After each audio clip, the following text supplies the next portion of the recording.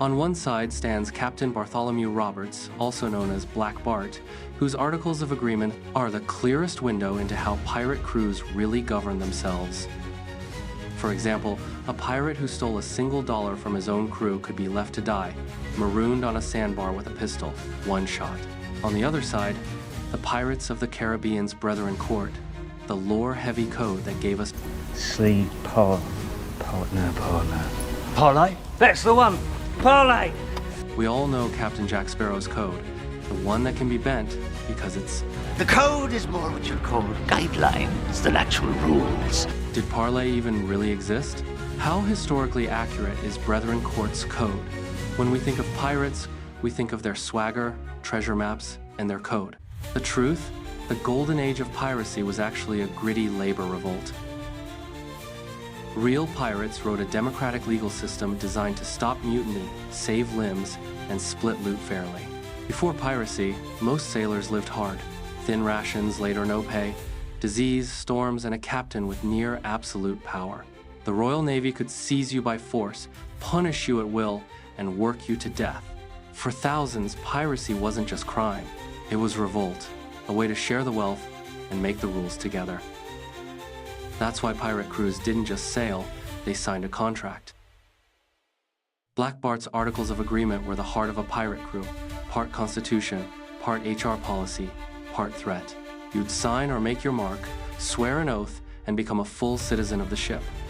Once a citizen, you had the right to vote on big decisions and on the captain himself. Yes, the crew elected the captain and could remove him by majority vote at any time. Quote, "Every man shall have an equal vote in affairs of moment." Unquote. That one line, Article 1 in Roberts' Code, was revolutionary.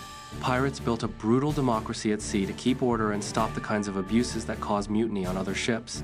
Roberts' articles read like a survival plan. First, economics and shares of loot. The captain and quartermaster got 2 shares. Officers 1.5 shares. Everyone else, 1 full share. No empty promises. No withheld wages. Loot was counted, and everyone knew their cut. Second, welfare. The shocker. Article 9 promised compensation for injuries. Lose a limb in service, and you'd get hundreds of pieces of Spanish silver from the common stock. Lesser wounds paid proportionately. In other words, real pirates had pseudo-medical insurance. Third, discipline and daily life. Lights out by 8 in the evening. If you wanted to keep drinking, you did it outside in the dark. Why? Fire risk, accidents, fights. Gambling for money was forbidden because debt turns crewmates into enemies. Fourth, justice, pirate style, no brawling on board. If tempers flared, you settled it on shore in a controlled duel. Pistols first, cutlasses if needed, all overseen by the quartermaster. It was pressure relief designed to stop personal grudges from tearing the ship apart mid-voyage. And then, the punishments on ships, deterrence through terror.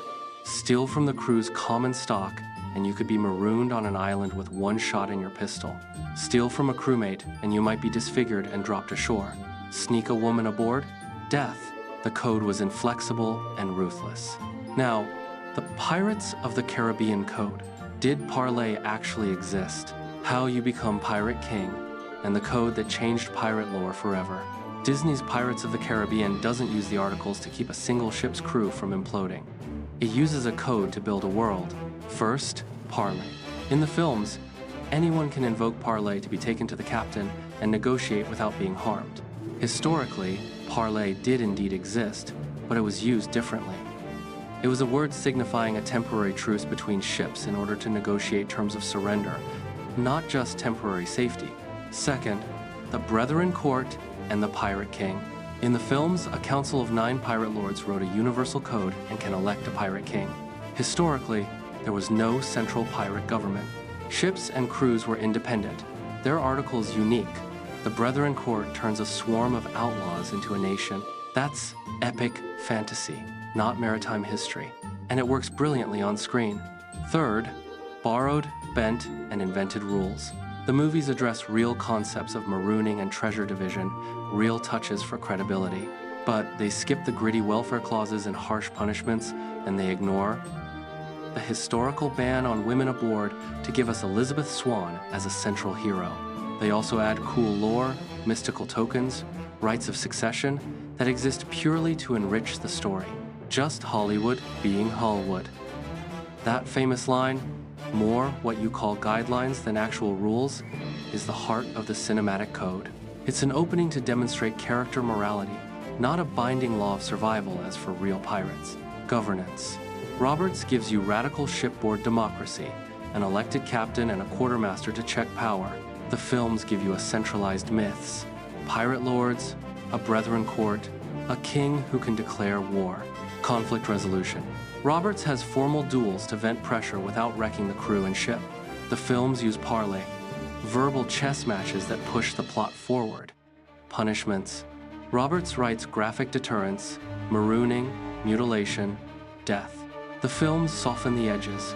Marooning and mutiny remain, but the ugliest details fade for mass audiences. Women. Roberts' code bans women aboard with deadly penalties. The films ignore that entirely to tell modern stories with central female leads. Welfare. Roberts details injury compensation in silver. The films celebrate the treasure split in spirit, not in ledgers. So, a duel of two codes? Purpose. Roberts' code is a legal and economic framework to keep a high-risk venture alive and cohesive.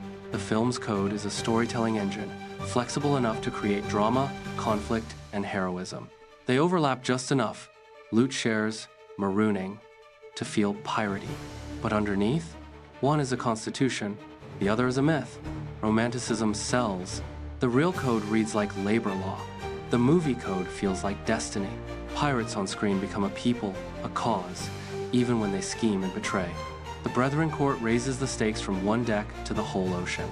And yet, Roberts' articles whisper a deeper story.